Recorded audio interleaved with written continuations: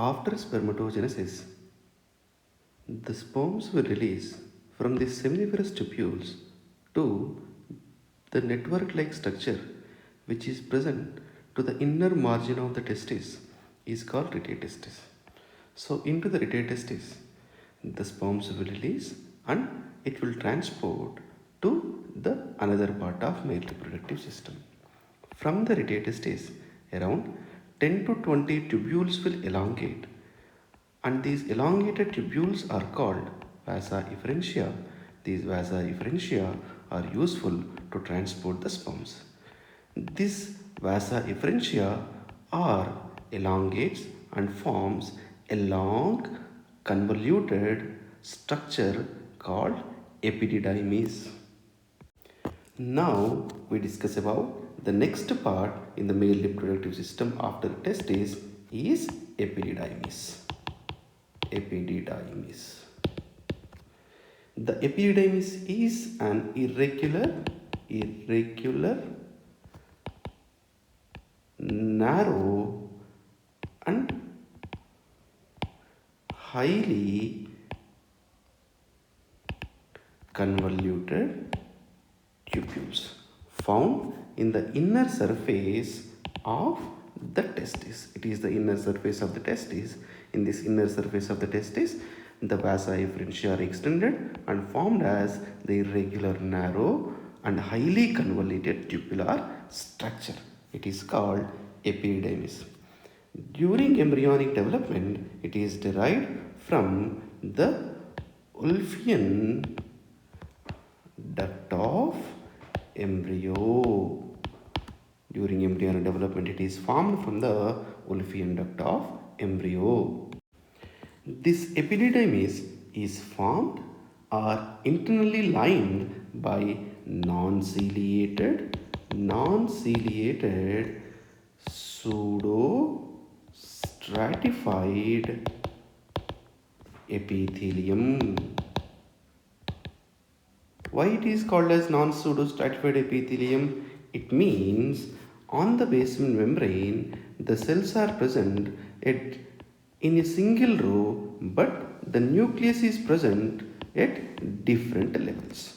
So, due to the presence of the nucleus at different levels, it appears like a multicellular tissue, but it is a single cell layer tissue. Hence it is called pseudo-stratified epithelium, and there is no cilia on its surface, so it is called non-ciliated pseudo-stratified epithelium. It is present only in the epididymis.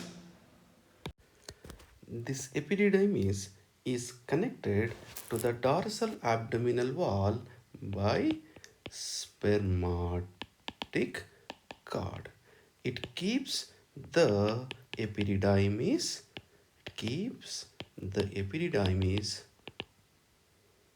in its position.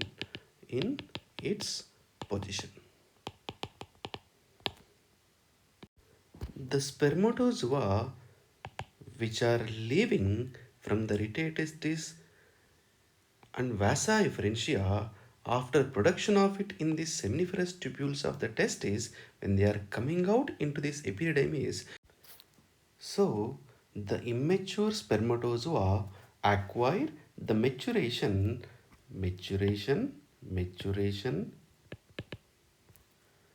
and motility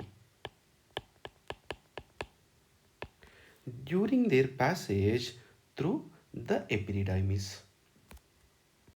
So, in epididymis, the sperms, nourishment, maturation, storage, and the transportation will take place. This epididymis will secrete some nutrients. These nutrients are useful to nourish the sperms. Hence, this epididymis is useful for the nourishment, and the epididymis is also useful for the maturation of the sperms and temporary storage of the sperms, and it is also useful for the transportation of sperms from this testis to the vasa deferens. The testis, the testis plus epididymis together called testicle.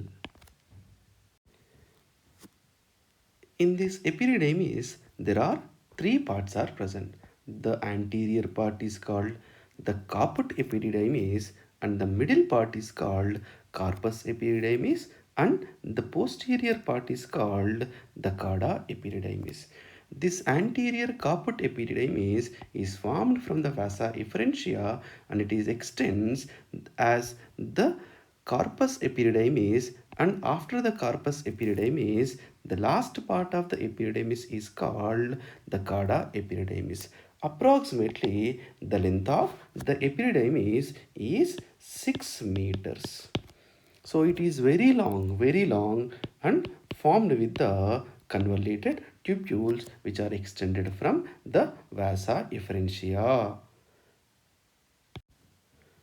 And the posterior part of epididymis, which we are calling it as the cauda epididymis, it is extends as the vasa deferens.